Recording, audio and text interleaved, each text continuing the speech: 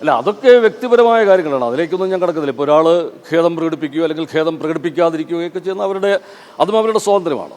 അത് ഭരണഘടന നമുക്ക് ഉറപ്പ് നൽകിയിട്ടുള്ള ഒരു മൗലിക സ്വാതന്ത്ര്യങ്ങൾ പെടുന്നുണ്ട്. അതിനെക്കുറിച്ചൊന്നും ഞാൻ അഭിപ്രായം പറയുന്നത് ശരിയല്ല. ആ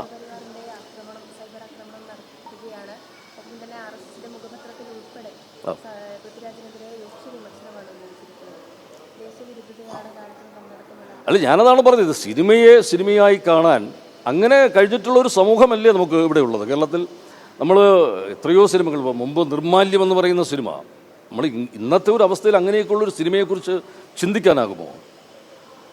കേരള സ്റ്റോറി പോലുള്ള സിനിമകൾ, കാശ്മീർ ഫയൽ പോലുള്ള സിനിമകളൊക്കെ ഇവിടെ പ്രദർശിപ്പിച്ചപ്പോഴും അതിനെതിരെ എന്താണ് അതൊക്കെ ഒരു കലാസൃഷ്ടി അല്ലെങ്കിൽ ആ ഒരു സ്പിരിറ്റിൽ തന്നെയാണ് നമ്മുടെ സമൂഹം കണ്ടിട്ടുള്ളത്. അപ്പോൾ ഇവിടെ മാത്രം എന്താണ് ഇങ്ങനെ? അപ്പോൾ ചിലർക്കൊക്കെ താല്പര്യമുള്ള അല്ലെങ്കിൽ ചിലരുടെ അജണ്ടകൾക്ക് അനുസൃതമായ ചില വിഷയങ്ങൾ വരുമ്പോൾ അതിനോട് ഒരു വലിയ സഹിഷ്ണുത കാണിക്കുകയും അല്ലാത്തതിനോട് ഒരു അസഹിഷ്ണുത കാണിക്കുക എന്ന് പറയുമ്പോൾ അതൊരു ഇരട്ടത്താപ്പ് കൂടിയാണ് ആ കാര്യം. അതാണ്.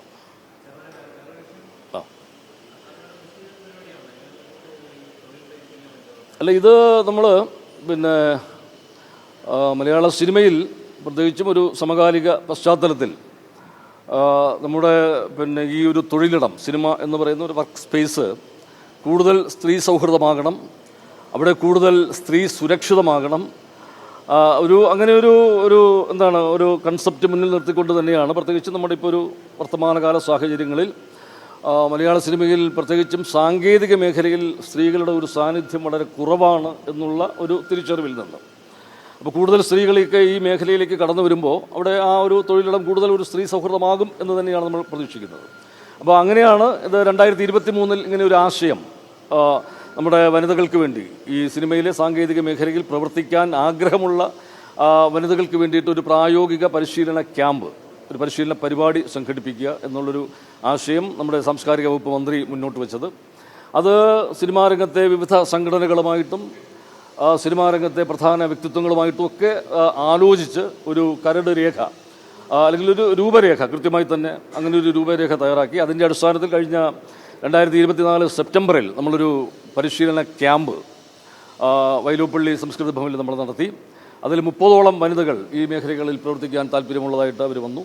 അതിൽ നിന്ന് സെലക്ട് ചെയ്ത ഒരു 13ഓളം സ്ത്രീകളാണ് ഇപ്പോൾ ഇതിൻ്റെ ഒരു തുടർ പരിശീലനമായിട്ട്. ഇതൊരു മറ്റതൊരു ഓറിയൻറ്റേഷൻ ക്ലാസ്സുകളായിരുന്നു. പക്ഷേ ഇപ്പോൾ ഇത് കുറച്ചുകൂടി പ്രായോഗികമായ അറിവുകളും അവർ പ്രവർത്തിക്കാൻ പോകുന്ന മേഖലയിൽ അവർക്കുള്ള പ്രായോഗികമായ പരിജ്ഞാനം നൽകുന്ന തരത്തിലുള്ള ഒരു ശില്പശാലയാണ് ഇപ്പോൾ സംഘടിപ്പിച്ചിരിക്കുന്നത്.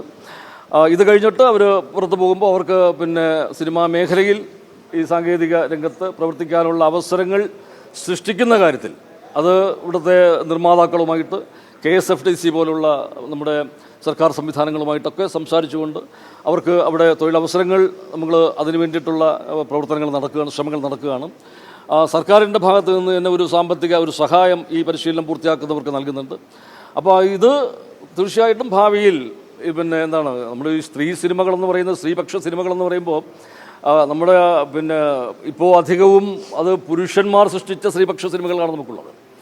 പക്ഷേ സ്ത്രീകൾ തന്നെ എല്ലാ മേഖലയും കൈകാര്യം ചെയ്യുന്ന തരത്തിലുള്ള സ്ത്രീപക്ഷ സിനിമകൾ, യഥാർത്ഥ അർത്ഥത്തിലുള്ള സ്ത്രീപക്ഷ സിനിമകൾ കൂടുതൽ ഉണ്ടാകണം എന്ന് തന്നെയാണ് ആഗ്രഹിക്കുന്നത്.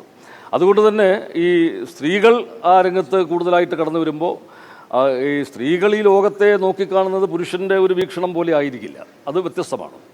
അവരുടെ ഒരു മാനസികമായ സങ്കീർണതകളും അവരുടെ വൈകാരികമായ അനുഭവങ്ങളും ഇതെല്ലാം മറ്റൊരു തലത്തിലാണ് ഒരു സ്ത്രീക്ക് വ്യാഖ്യാനിക്കാനാവുക. അപ്പോൾ അതുകൊണ്ട് തന്നെ സ്ത്രീപക്ഷ സിനിമകൾ ആ അർത്ഥത്തിൽ സ്ത്രീകളുടെ എല്ലാ യഥാർത്ഥ കാഴ്ചപ്പാടുകൾ അത് ആവിഷ്കരിക്കപ്പെടുന്ന അത്തരം സിനിമകൾ ഉണ്ടാവണം മലയാളത്തിൽ.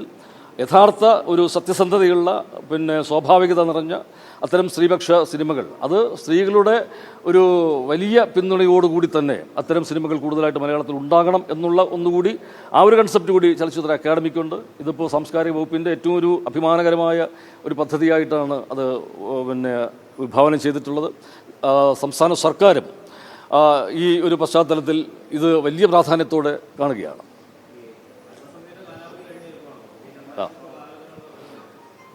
അത് ഗവൺമെൻറ് തീരുമാനിക്കും. ഇപ്പോൾ നമ്മളെ ഒരു വൈസ് ചെയർമാനായിട്ടാണ് എൻ്റെയൊക്കെ ഒരു നിയമനം. അത് 3 വർഷം ഇപ്പോൾ അതിൻ്റെ ഒരു കാലാവധി കഴിയുകയാണ്. അത് കഴിഞ്ഞിട്ട് ചെയർമാൻ്റെ ചുമതല നൽകി, അത് 6 മാസമായി. അതിൻ്റെ കാലാവധി അത് കഴിയുന്നതനുസരിച്ച് ഭരണസമിതിയും പുതിയ ചെയർമാനുമൊക്കെ ഗവൺമെൻറ് തീരുമാനിക്കും.